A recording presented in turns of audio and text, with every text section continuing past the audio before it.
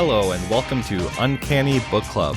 I'm Isaac Faderspiel, and joining me is the second angriest Canadian we'll get to introduce today, Mr. Adam Ward. Hello, everyone. Hello. How are you doing tonight? I'm doing swell. I'm excited to talk about comics. Who isn't? I was going to say, I appreciate you saying I'm the second angriest Canadian that we'll be talking about. Because, of course, we're going to be talking about Wolverine. Everyone's favorite angry Canadian. I hope he's your second favorite Canadian in this call. Both are pretty good, but, only one of you has a healing factor. That you know of. True. All right, so in this podcast, we are going to be exploring Chris Claremont's legendary run writing the X-Men, which the two of us are actually reading for the very first time and hope that maybe you'll join us on this adventure. Before we kind of get into things, would you like to give like a brief overview of your comics history? What are you into? What do you like to read? What's your deal? Yeah. I've been reading comics on and off for probably like 20 years now. Maybe that's an exaggeration. It's maybe at least a decade for sure. And I started reading Deadpool comics, really were my introduction to, I think, the formality of comics. And that was mostly digital, Yoho, and transitioned over to a great comic shop in my hometown at the time. And now I have probably 4 or 5 boxes filled with a variety of things. So I will admittedly say I almost religiously just read Marvel comics with some dabbles in Image and a couple Dark Horse comics as well, but mostly Marvel. And I've really gravitated, as I think many people, towards, the big names, Spider-Man. I love anything written by Jonathan Hickman. I will read religiously. His Avengers and New Avengers run is probably my favorite of all the runs that I've read. As far as X-Men go, it's mostly newer, I will say, that I've consumed, with the beginning of Krakoa, modern Krakoa, and not what we'll be discussing today. The first Krakoan age. Yeah, exactly. And with some dabblings outside of that, like X-Force I've read, Deadpool, as I mentioned, and then I've read like sporadic X-Men comics through the years. What about yourself? Yeah, sure. So I think I have a little bit less comics reading experience than you when it comes to just the number of years. I don't think I had ever actually read one until I was at college. But college is a time for experimenting, and my friends took me to the comic book store, and things just sort of spiraled out from there. Mm-hmm. But for me, I tend to, like you, stick mostly to Marvel. One of my roommates at the time was really more of a DC guy, so I've read some of the, I guess, kind of the really good Batman books that everyone kind of points to as like, hey, you got to read these, Long Halloween, etc., things like that. But apart from that, specifically X-Men is kind of where my interests always lied. They were sort of my favorite growing up when looking at like, the X-Men animated series. I would watch like the probably 2 VHSs that we owned way too many times. Probably burnt them out. And yeah, I guess when it comes to like things off of my shelf or kind of things that I've read a decent amount of X-Men already. Specifically, if we look at like Grant Morrison's run with New X-Men kind of onward, I've read a decent number of things like Astonishing X-Men, the Uncanny X-Force, number of other things, and then most recently finished reading quite a bit of the Krakoa era comics. Just wrap that up and sort of trying to work my way up to present time. You mentioning the X-Men TV show reminds me of, I think that must have been my first, I think, true exposure to X-Men, aside from the side-scrolling X-Men game that used to exist on like the NES or SNES, or whichever one. It was mostly found in arcades, if you've ever played that. I think I might have, but probably it would have been a while at this point, I think. We will kick things off with Giant Size X-Men #1, which was written by Len Wein. But before we kind of get into that, just to set the stage a little bit, at the time that this issue came out, the X-Men had not received any new content in around 5 years. They were instead just sort of reprinting past issues. Giant Size X-Men #1 serves as a kind of soft relaunch of the series with a whole new cast. The way that things begin is with Professor X going on a bit of a recruitment spree. So he's stopping by Storm, Colossus, Banshee, Thunderbird, Sunfire, Nightcrawler, and Wolverine, and he recruits them all to come to his cause, join them, brings them over to New York, normal things that people do. The first character that we actually spend a little bit of time with in the book is Nightcrawler. And out of everyone, I went and counted, has the longest introduction out of all of these. So he has 3 whole pages dedicated to just him. And interestingly, we actually don't get to his signature power in his intro. There's no bamfing around, but there is crawling, and it is the night. And what I found interesting was him just sort of aggressively diving into the crowd and trying to fight a bunch of peasants, and he's about to be staked. It's not the choice I would have made. It was very strange. And maybe it was just the time. Admittedly, I don't know what small town. Was he in Germany? Where was he exactly? Yeah, he was in Winseldorf, Germany. Like, I would be very curious to know if that setting, the way it was kind of portrayed in the book, is reminiscent of how that time actually was in Germany, given like they basically looked like what I would imagine the peasants and mobs of, say, like Dracula time would be like, like a mob. They are treating him kind of like a Dracula. They are treating him exactly like a Dracula. I am looking at a panel, and we do have someone that's sort of in a business suit with a tie, so it's somewhat modern, but their attitude is very peasant-like. I will say, aesthetically, he looks so good. He does, and he looks very close to. There's not like a lot of change between this and like a modern Nightcrawler. I mean, obviously, there's a lot more like detail. It's especially noticeable when you see how other characters look. Like, some of them look very reminiscent of how they do now, right? But there's a scene in this book where we see Beast appear on the screen, who is off with the Avengers at this point, and he looks so rough compared to many of the other designs that we see, and we'll kind of see, like, as we obviously progress through it, not just the Giant Size book, but into the actual meat of the run.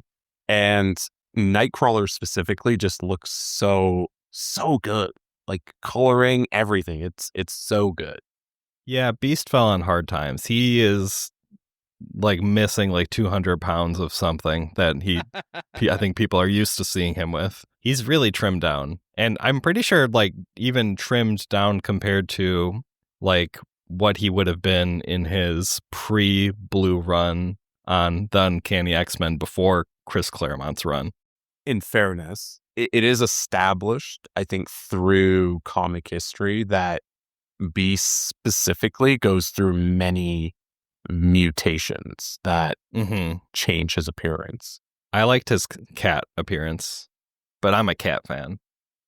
Like, just in general? Well, he had like the humanoid Beast. I think there's like the stereotypical, like, when you picture Beast, you picture him as like whatever. But then I think it was Grant Morrison's run. He is very suddenly kind of has like a cat thing going on where he's a lot more cat-like. I'm looking this up. I think I know what you're talking. Oh yeah, you think this is your Beast? Look, I just really like that run of X-Men. Oh God, the live action that I'm seeing here of Beast is just so off-putting. Are you a Beast with glasses or no glasses? Whew, that's tough. I think with glasses. Yeah, I'm there with you. I like nearsighted beasts. I think the Beast design that will always stick out in my mind is pretty much the X-Men animated, where he wears like kind of like the tighty whities and the hat. Definitely shirtless. Yeah, definitely shirtless. He does leg day all the time. That's the Beast that I imagine in my head.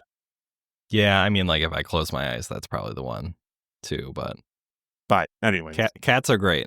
Anyway, Kurt looks great, and I loved his introduction and the amount of time that they kind of devote to him compared to some of the other characters.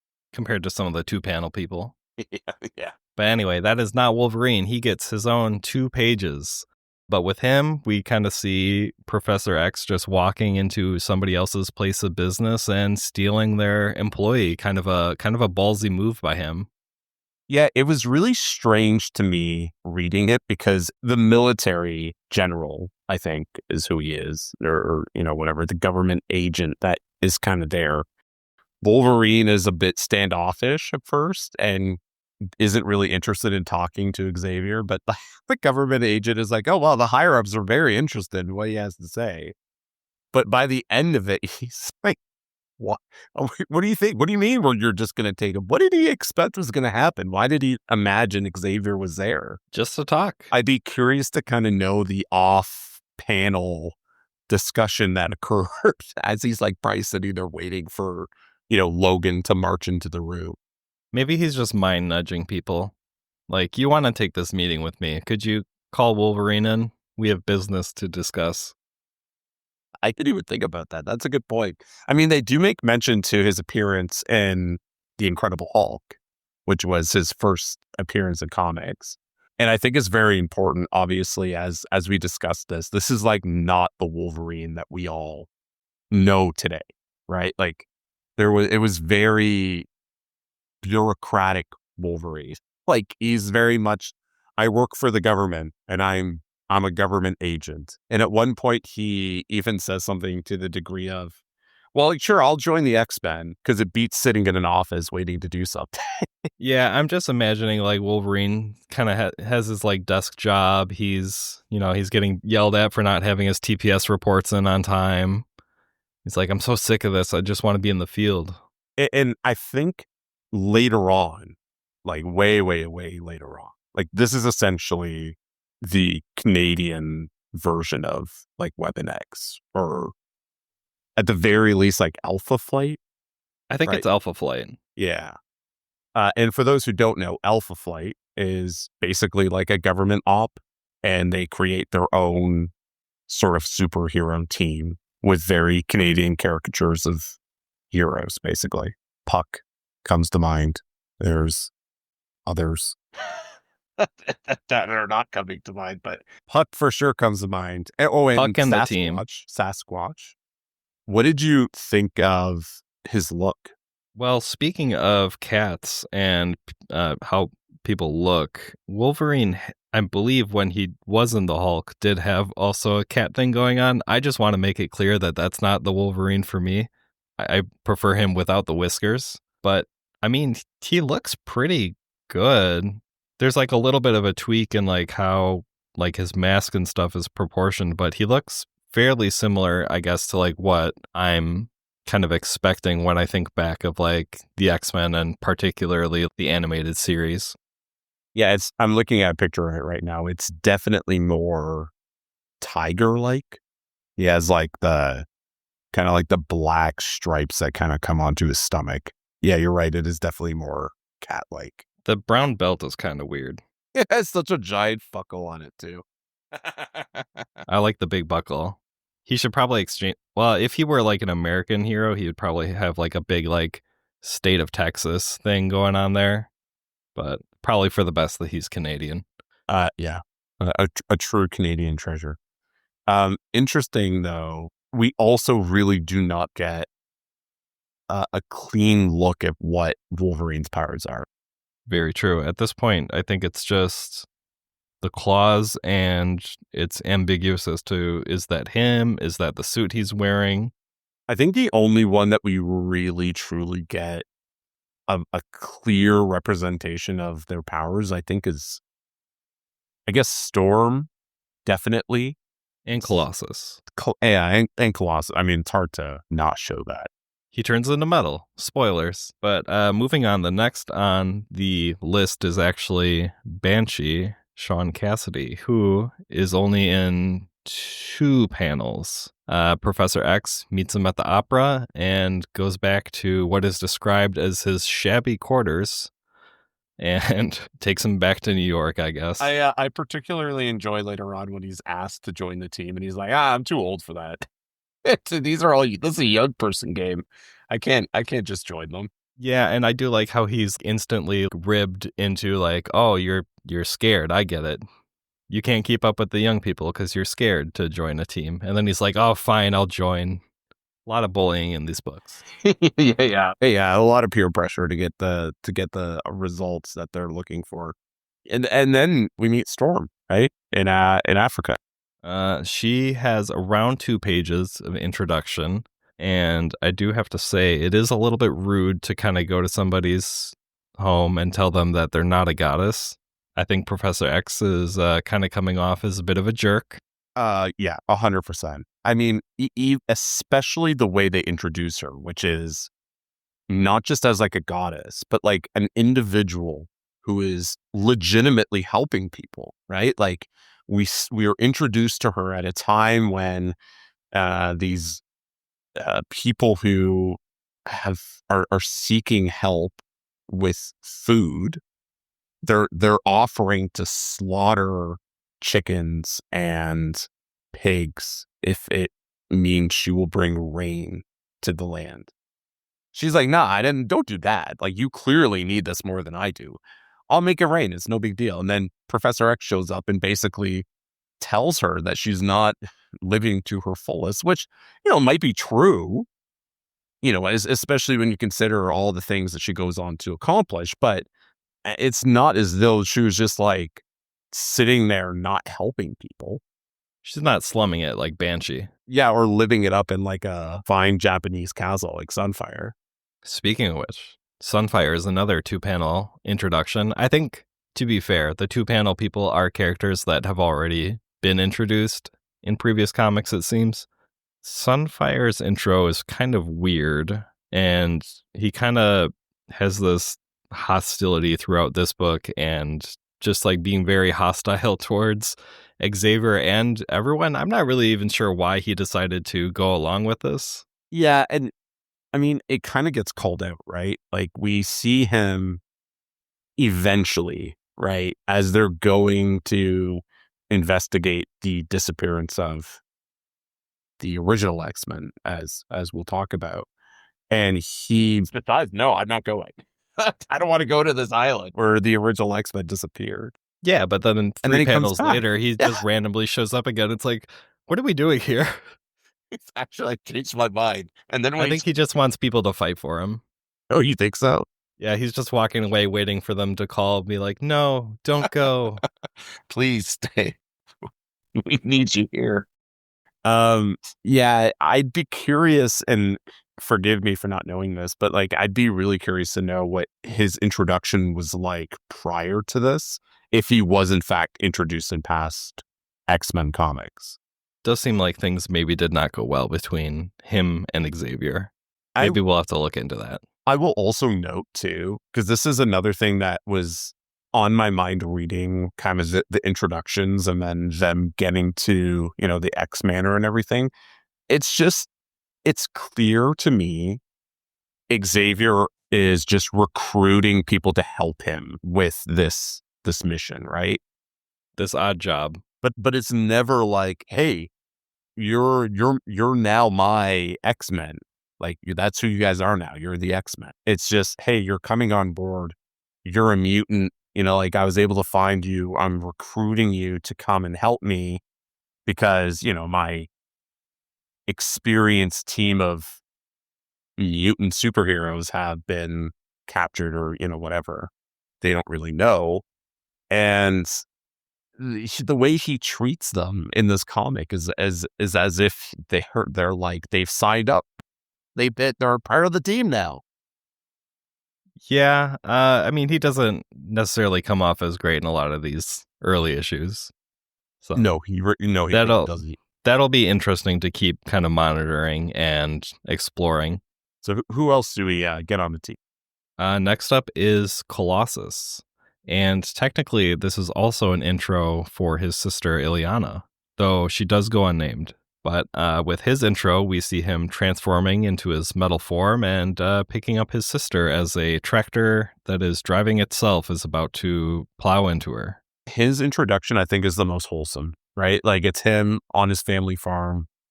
He clearly feels a devotion to his family.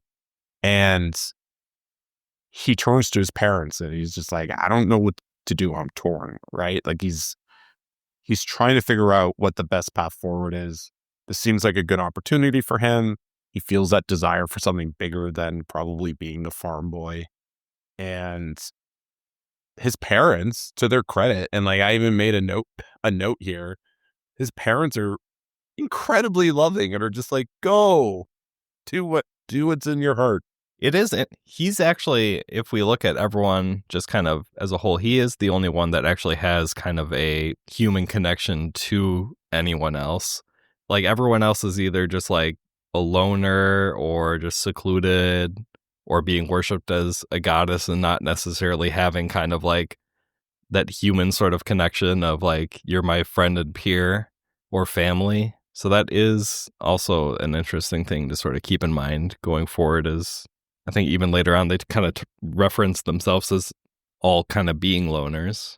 Yeah, and even his family connection as the story kind of unfolds over the next several issues, I think comes into full view. And I really love Ileana, like as a character. Yeah, magic is the best.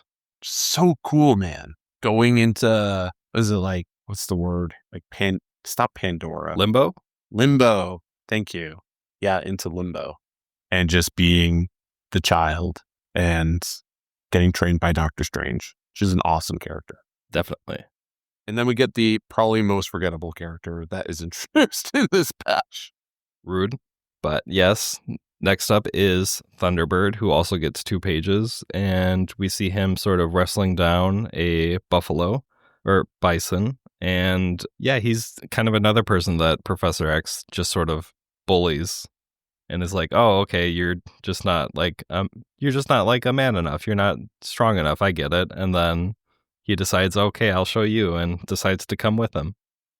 Yeah, he definitely took the bait. It's unfortunate. I had to like look up Thunderbird outside of what was presented in the book to really understand what was mutant about him. And even the material that exists outside of that is very thin. I truly believe this character just was not given the time of day and flushed out in a way, as I mean, you will get to why, but from my understanding, it's just kind of the run of the mill super strength, endurance, speed, the lower tier Superman effect that we see a lot of characters kind of get when they are just there. But you're right, Professor X is a total jerk. It is one small step above nudging people with his mind into joining his team, but still not a great look. Psychic coercion. But from there, Professor X gets everybody kind of assembled together, gives them new uniforms that for some of them look the same as their old uniforms, but these ones are made by Reed Richards, so they're fancy. But from there, they sort of tell them the story of, hey, the original X-Men have disappeared. They went to Krakoa to try and locate a new mutant that was detected. From there, everyone sort of like suits up, heads over to the island. They split up into teams of 2, eventually find the missing X-Men, a Marvel Girl, Havoc, Lorna Dane, Iceman, and Angel. But there is a bit of a plot twist. The new mutant is not on the island. The new mutant is the island, and it was draining the life force of the original X-Men, and it actually sent Cyclops away in order to lure more mutants to the island so it could keep draining them for food, essentially. It's funny knowing what we know right now about Krakoa and its connection to mutant kind and its portrayal here. And you can really see, at least this was a takeaway for me, there are like these subtleties that Hickman clearly picked up from Chris's run ultimately and brought forward into that modern age of X-Men, right? Um, Also interesting, admittedly, I do not know much about the previous stories up to this point, right? And as you said, like in the beginning, there's been a 5-year gap. This original team isn't even like the original X-Men, right? Like Lorna wasn't an original X-Men, was she? Neither was Havoc. Not for like the very beginning of their run, but I don't know if they were necessarily always full members, but Lorna and Havoc were both involved or would sort of go out. But that's something that I learned kind of after the fact. And when I was reading this for the first time, I was like, wait, why are they here? Probably good to note for those who are unfamiliar with the characters. Havoc is Alex Summers. That's Scott Summers' brother, Cyclops. Lorna Dane is her codename Polaris, is the daughter of Magneto. Spoilers. Spoilers. Is that not known at this point? At this point, she doesn't even have the name Polaris. That's why they keep calling her Lorna Dane. Damn. I did not know that. I'm pretty sure that they don't know that she's Magneto's daughter. But I think that also might be one of those things that sort of has flip-flopped into like, you're Magneto's daughter, you're not Magneto's daughter, you're Magneto's daughter again. I think they're pretty solidly in that is Magneto's daughter territory right now. I mean, how can she not be? She literally has the same powers. Yeah, it's Magneto's daughter. Spoilers, sorry about that. Before we move off that a little bit, I was actually kind of happy to see Lorna because I do like her in the Krakoa comics, the modern run, I guess, when she's just sort of like a coffee addict and drinking coffee constantly and wearing sunglasses. So she has not developed those quirks yet. There is a great comic with Lorna in it. I believe it is an X Factor comic that came out like in the all new era, if I'm correct. Yes, all new X Factor is what it's called. And Polaris is like one of the main characters in this book alongside Gambit and Quicksilver. Who else is in it? Warlock, Cypher, and Danger. Like that's the crew, the main team. It is so good, man. I loved reading this book. It came out originally in 2014. Yeah, it was part of All New Marvel. If you haven't read it, I highly suggest it. All right, I'll have to write that down. That's going on the list. That sounds great. It's a great team. There's also a cover that I need to show you because the topic of Cat has come up a lot in this, and I'm gonna send it to you right now because you need to see it. Right, while you send that over, everybody does a big battle. X-Men New and Old start fighting the island of Krakoa, who sort of manifests this monster island sort of creature. And Professor X even sort of joins the fray psychically. Eventually, some cool comic book science happens, and Storm supercharges the magnetic powers of Lorna, and she reaches down into the earth, and then somehow the island sort of just gets shot up into space, and everyone kind of has to dive into the ocean and then survive a weird whirlpool, and eventually they find their way back into their jet, and on the way home, Iceman poses the question of what are we going to do with 13 X-Men? This is a hilarious question given where the X-Men go, right? Like it becomes such a large school for mutant kind. And the cast of X-Men expands exponentially and arguably has probably the largest supporting cast of all of Marvel, right? Like when you think about the number of characters that have powers. Now, not all of them are X-Men, right? Mm-hmm. But they exist in the background. They're there. And the Krakoa era is a good example of that. a literal island full of mutants. But here you have Iceman. Oh my God, 13 members. What are we going to do? It's We've never too had this many. many before. We have to stand on the jet. They also have a giant school slash mansion that they live in. It's like, oh man, there's no room. Yeah, where are we going to house all these people? He's really thinking about the logistics. And then we get the revelation here of the team breaking up. We do. Do you want to just jump into issue 94, 95? I mean, we may as well. It kind of stems right from this, right? Yeah, essentially. I mean, issue 94 sort of picks up exactly where we left off, and we kind of get an immediate answer to Bobby's question, or Iceman's question. And essentially, we are looking at a mass exodus from the team. Sunfire, to no one's surprise, decides he's done with this and that he hates mutants and he hates all of them and he just wants to go home. So he leaves.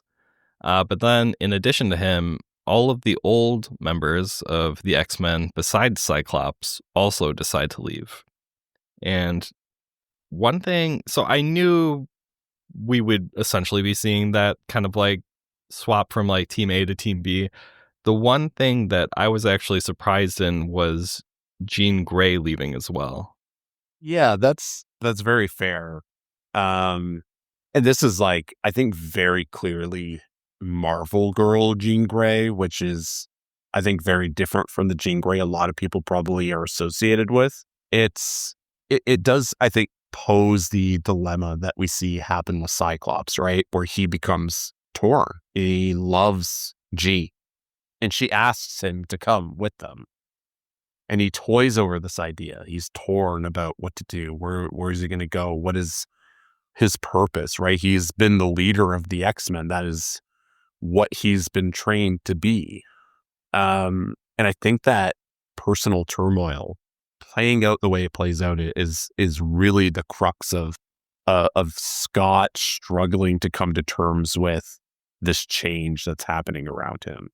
Interesting though, and before we move on, I laugh so much reading Sunfire not only saying he doesn't want to be on the team, but he tells Xavier to never call him again.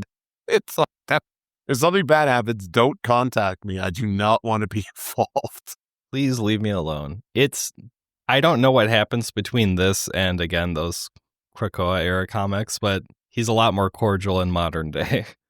All right, so we have this big shift. We have a new team. All of the old members, what are they going to go do? A lot of them are just like, we're going to go live our lives now. They're going to get jobs. Which is so funny, given the fact that probably to this point, it's established that they've been ostracized for being mutants and they're not generally welcome to society.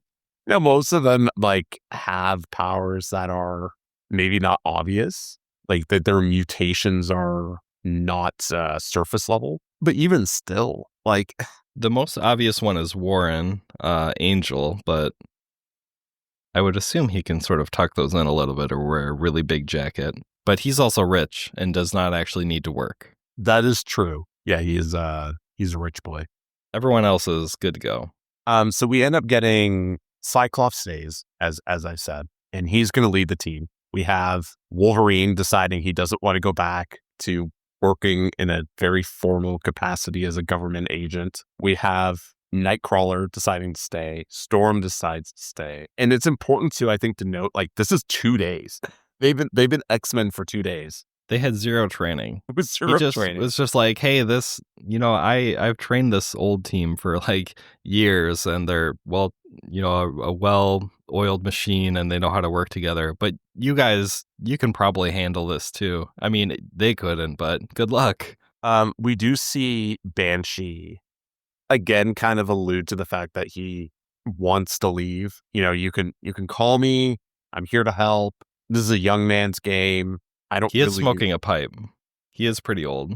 Do you know how old he is right now? Like in this moment in the story? I would assume just middle-aged. He says he's getting gray hairs. I mean, he looks rough, but I think that's just how he looks. I don't want to feel that way as somebody who's closely reaching middle age. I can't do this. I'm too old. I've got like a few gray hairs that you can count. I have all of my gray hairs are definitely in my beard. They make us more handsome, though. It's wisdom. Every gray hair is an ounce of wisdom. And like, I mean, and to his credit, he decides to stay, right? We have Xavier basically be like, that's not true. You're an important member of the team. You have a lot to offer us. And it doesn't take much for him to basically kind of get elbowed here into staying. And he becomes an important member of the team. Like he's not like what we kind of saw with Sunfire, who, kind of like leaves and comes back. Like he becomes a very important part of this composition. Yeah, I actually was a little surprised about that as well. Like he's one of the people that, because I knew not everyone would stay, but when I look back and like think of the X-Men, like I haven't typically like thought of Banshee, and didn't like, I was a little bit blind going in and thought like, oh, he's going to be one of the people that leaves though, right? I knew of Banshee before I read this. He's actually featured in X-Men First Class, if you've seen that film. And he's portrayed as being much younger, obviously, in that case. Aside from that, though, I don't know that I've really read any stories where he was an integral part of the team. Yeah, I mean, I did know of him, but thought that he would be sort of like a side character. I do remember growing up, we had like a little action figure Banshee that had like his little wings, but it also had like a whistle on like the back of him, and you could just like, I don't know, for some reason hold an action figure in your mouth and like just blow through a whistle and make an annoying noise that your parents definitely hated. I mean, I imagine that's how the X-Men felt every time they used his powers. I think actually Wolverine does make a comment about it in that first giant size issue of like, God, could you cut out that racket? Yeah. So we do see, as I mentioned, Jean tells Cyclops she's leaving, asks him to come, and we see him kind of like go off into the woods, right? Is it that's about the time when he's like really contemplating what to do? I think he stares through a window. Yeah, I mean, you're probably right. I think I'm misremembering. And he has that back and forth thought of, do I go with the love of my life, or do I stay and, this is what I'm supposed to be? He decides to stay. And he basically takes this new group. We see John stay as well. And they start training for weeks in the Danger Room, right? Like that's basically what we end up seeing. They're trying to become in sync. They're trying to become a team beyond just, a group of people that were brought together because they were mutants. Yeah, and I think the book kind of alludes to like, hey, they might be overdoing it a little bit. And eventually what we see is actually Thunderbird gets like a minor leg injury, and it turns into like a whole argument between him and Cyclops, and like, oh, Cyclops is a terrible leader, and you don't listen to anyone's criticism, and they sort of just like go at each other until Professor X kind of breaks things up, and that kind of transitions into, I guess, sort of the meat of this little story arc. So essentially what we're looking at for these two issues is Count Nefaria has infiltrated NORAD HQ at Valhalla Mountain and is more or less just kind of holding the world hostage with an arsenal of America's nuclear weapons. He's going to launch them all unless he gets his big payday. Beast, who was not blue and furry the last time he was an X-Men, is on the Avengers and kind of calls in and is like, hey, can you handle this situation? We're busy. What I'm curious about is like, what are they doing that they're too busy for like a world-ending nuclear event? Not exactly something that you would pass on, but here we are with him passing on it. Were you familiar with Count Nefaria before this? No, this is my first introduction to him. So a little background on Count Nefaria, as I also was very unfamiliar.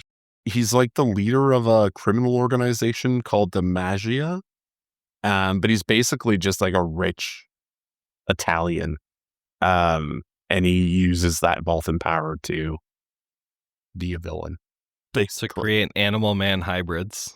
Yeah, as we'll see, it's like The Annie-Men is what they're called. Also hilarious that he just sent a letter in the mail to like some employee inside of this building, and he just opens it up, not knowing, not knowing who sent it to him. A mysterious package sent to a secret government facility, and at no point in time is this package looked at. They just bring it in, and he opens it up. It's a basically a button, and what is it? He presses the button. Yeah, it's a big red button and it just says "press me" written below it. This is why we have to do all of those fake email phishing scams that like everybody's company's IT department sort of sends out to try and catch you. This guy should probably not have this job. I mean, there were multiple layers of failure, right? In that package getting delivered, number one, and then making its way through what I imagine they must have some sort of scanning procedure. They're not just bringing packages in from like who knows who to the inners of this, government facility that's basically NORAD. Someone should have caught this. Somebody should have caught this, but you're right. He fell for a phishing scam, and then he brought in this legion of Animen, which are exactly what it sounds like. They are half human, half animal hybrids. There's a couple different. Not willingly. Not willingly. He's a bad guy, so he did turn them into Animen without their consent. He is a mean guy. And he's basically like holding this over their heads. Like, if you are not going to do what I'm telling you to do, then you're not going to become human again, is essentially what he's getting at here. Though I'm pretty sure at one point in time, he says something to the degree of, these are not men, these are Animen. But then later acknowledges that they're human, transformed into Animen. You know, now that you mentioned to me that he's just like some rich evil guy, like part of his motif makes a lot more sense to me, where he's got like the monocle, he's got a big cane, he's smoking. Like, it's all kind of coming together for me. I'm just going to read very quickly an excerpt here from his Wikipedia page, because it will continue to feed into this image that we're building. So apparently in one of his first instances, he encounters the Avengers in Avengers number 13, and he lures the Avengers to his castle on the pretense of a charity event and then threatens to take control of America. I feel like we don't see a lot of Count Nefaria these days. I was very unfamiliar with him. It's, yeah, I mean, I think it's probably for the best, if anything. It's interesting that we get someone like him who does like show up a few times in the comics and like across different franchises too, where he's fighting the X-Men, he's fighting the Avengers. And then we also have like other villains that they've already introduced, like Magneto, who has that kind of like 50-year staying power on the other hand. I mean, there is a clear distinction between the two, right? Like, I mean, one is just a stereotypical bad guy who's like a Bond villain, not to push shade on Bond villains. A lot of them are very memorable, but you're just trying to drag this podcast back to cats. But cats, if this was a cat, then he probably would have had that staying power if he just had a little bit more feline in his design. Was there even a cat Animan? Yeah, I think there's some kind of like tiger situation. He actually has a kind of similar motif as Wolverine. Yeah, it's the ones that I distinctly remember. There's a frog who has an interaction with, I believe it's Nightcrawler. There's a gorilla, a bird, gorilla, the cat, and I think that might be a dragonfly. We're kind of stretching animal a little far. They're getting a little iffy with that term. There's a fly man. A pest of some sort. Anyways, we get the gist of these are poor souls who've been blackmailed essentially and turned into these creatures, and now they're inside of NORAD HQ at Valhalla Mountain, and they have the nuclear arsenal that they are holding over the world. And his plan is to hold the world hostage and demands that they just every nation just pay what they could pay. It's not like a set amount. It's just That is nice. whatever they can afford to pay. It's almost like that scene in Austin Powers. Dr. Evil's trying to figure out how much money everybody should pay. And he at one point asks for $1 million and they just laugh at him because it's nothing. So what happens next? After that, the team arrives in their plane, hits some road bumps. It gets shot down just a little bit. Everybody sort of like dives out, and the people that can fly help the people that can't fly to the ground, except for Colossus, who just sort of like headfirst dives into the ground, Very which cool. I thought was kind of odd. Like, why not at least feet first? Like, but he's Colossus. He does what he has to do. I wonder how he knew that he would survive that. That's a great question. I mean, he was hit by a tractor, but tractors do not go that fast. They do have some good mass to them, but I imagine falling from a jet and just diving headfirst into the ground is maybe a little bit more force. We also get a bit of insight into Nightcrawler's powers here, where he discusses that he can't just simply teleport because of physics, that his momentum would carry with him. So if he's falling at a high speed, if he suddenly teleports, that momentum will carry with him. I would imagine, and maybe this is just reaching, comics here, but could he not like just teleport himself to like a lake, like some water or something to like slow his impact, or even like teleport himself so rather than hitting the ground, he's almost like going up into the air, Yeah, I think I wondered the exact same thing of like, what if he just teleported himself upside down and then he shot back into the air? But I think it's one of those things where we're not supposed to actually think about this too hard. And I think that maybe, does his power even get like retconned a little bit? I don't. Or maybe he gains some sort of like control over it. I feel like he's done things similar where he hasn't had to worry about like the physics of it all. I think you are probably nailing a very important part on the head here, which is, this is our first encounter with Nightcrawler, and we're building all of these interpretations based off of, like years and years and years of lore that had been crafted over decades. All right, so they get down. They all survive. They get down. They eventually get into the base. They fight their way through a little bit. Have to fight some hypnotized humans as well as the Animen. Thunderbird and Banshee are both knocked unconscious when I believe a big gorilla throws Thunderbird at Banshee, and the team decides to just leave them on the ground and continue ahead because, they're working against the clock.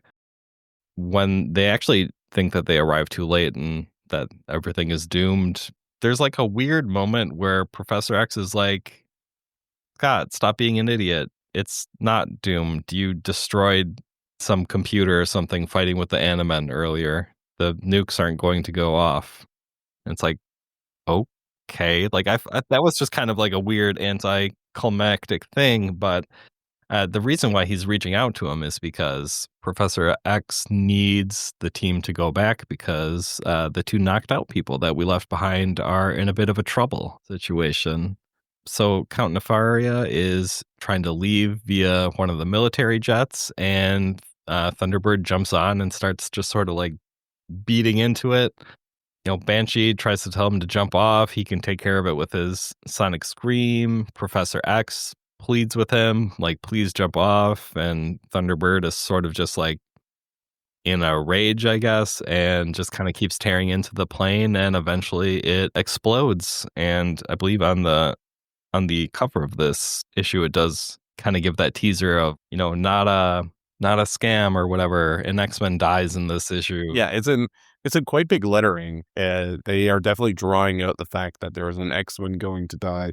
And I can imagine this being quite shocking when this was released, right? Like, talk about a cliffhanger. If this is like coming out in a comic shop or like on newsstands back, when this was released, like that would have been a huge. No, I can't imagine an X-Men has died before this. No, I would think this is the first instance. It's also important to, I think, note. So the reason that they felt like they were on a clock wasn't just this threat of, is he going to launch nuclear weapons around the globe? What the general informs the X-Men of when they arrive is basically that once this protocol is started to launch these weapons, right, there's a point in time, and I believe it's like 50 minutes after it's activated or something. There's a point in time when there's no point of return. So once they reach that threshold, the bombs will go off regardless, which is a terribly designed system.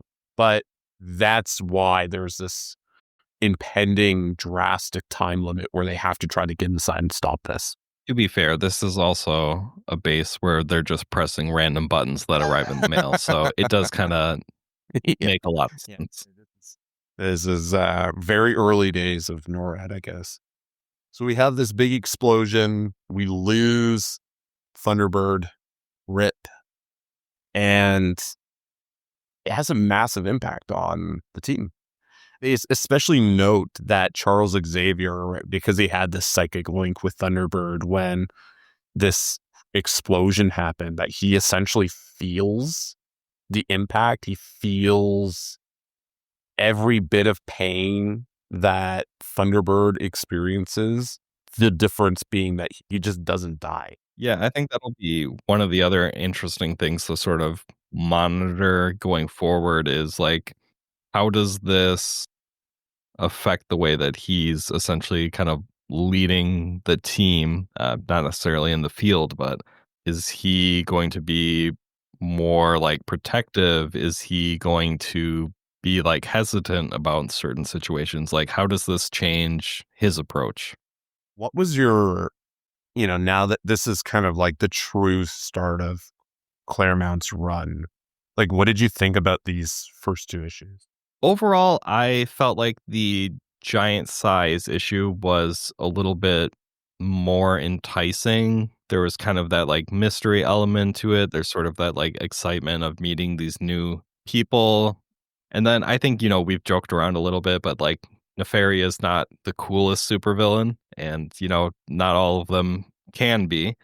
But I thought it was, I guess, just fine. Yeah, I think that's a fair assessment. I agree. I think obviously seeing the X-Men come back after 5 years is a huge moment, right? And they're coming back with a fresh team. They are capitalizing on the popularity of characters that were introduced elsewhere, like with Wolverine, and coming in with like a lot of interesting ideas, right? Like you have Nightcrawler, Colossus, Storm, like those characters are, especially now, the impact that those three characters alone have had on X-Men storytelling and Marvel storytelling as a whole. Storm becoming Queen of Wakanda, marrying, T'Challa, like it's incredible the trajectory that they end up having through the course of their comic history. And this is the nexus of it all. And to see kind of like this beginning and knowing where they end up, it's incredible to see and experience reading for the first time. And even as we kind of see over like the coming issues, like Storm especially is a powerhouse, man. She's so powerful. Even the way she handles Krakoa, right? Like her supercharging Lorna is how they defeat the problem. And even her here, she's incredibly powerful, saving the team. Having these fresh faces like really truly breathes new life into the X-Men and really breathes new life into the stories that they can tell. I think going in with Count Nefaria is like such a lame duck, but it's also done in a way because they are inexperienced, right? Like you're not going to go in and have this team of inexperienced fighters have a big showdown with a memorable villain that we kind of know today. But I think it was probably more common back then to have characters like this that were maybe a little bit more grounded, not that being a aristocrat who makes half men, half animal hybrids is grounded, but it's a different kind of villain than, like we end up seeing where it's like still, I think the storytelling that's taking place is more that human versus mutant versus, where we've seen mutant on mutant violence that ends up taking place in later stories. And as we'll kind of see, like the crux of this still is very much this hate that exists between mutant kind and humans. And I think that's very clearly at play here. And Count Nefaria just doesn't like mutants or X-Men at all. Well, they're not part animal. Yeah, that's true. Although Beast might be part animal, as we've discussed, kind of a Catman. But he's an Avenger. He gets a pass. I think all that definitely, and I think kind of like building on that, another way to sort of look at it is, we are dealing with an entirely new cast of characters. And if, I guess, like every issue, we're sort of like introducing, like, here's a new villain as well. That's sort of just, it's a lot of information to sort of take in, and you can only do so much info dumping. So them going to Nefaria, who has sort of, he's been featured in a few other stories up until this point, does make a lot of sense. It's just, you go with, you got something new, you got something familiar. It's, I think, also like a very important pretense that the characters that we're seeing aren't flushed out, right? Like even looking at Wolverine's interaction as, like I think at one point he literally says gent or gents instead of, this traditional brutish Wolverine that we all know and love, right? This, hey there, bub Wolverine that we all know. I think we do get a bub though. Yeah, we do get it. I think one in this, by the end of the story, we do get a bub. But that's not where we start. And so you can see that Chris Claremont is like very clearly having to build these characters and make them more than how they were portrayed in Giant Size X-Men, which in fairness was very plain, right? Like there wasn't the personality of these characters hadn't been developed yet. And so he was given this blank slate, so to speak. And you see him trying to kind of create the meat of the story and the meat of these characters rather than just being cool powers on a cool body. Right. So we see this, as I mentioned, this impact that is probably likely going to be playing out over the coming issues of the death of Thunderbird, the first major death of an X-Men. I guess we'll kind of see what happens, right? I imagine we're going to see an impact on Cyclops specifically as the leader, the impact that might have had on Xavier, and then overall for the rest of the team. Yeah, I think it's been at least longer than 2 days for them at this point, but everyone, I would assume, has some sort of like hesitancy of like, do I want to stay here? Is kind of the leadership of this team in the best hands? Do we trust Xavier? Do we trust Cyclops? Do we trust each other? And I think it'll be interesting to see kind of what that tension ends up being. Yeah, it's definitely been weeks, right? Because they had all that training that took place in the Danger Room.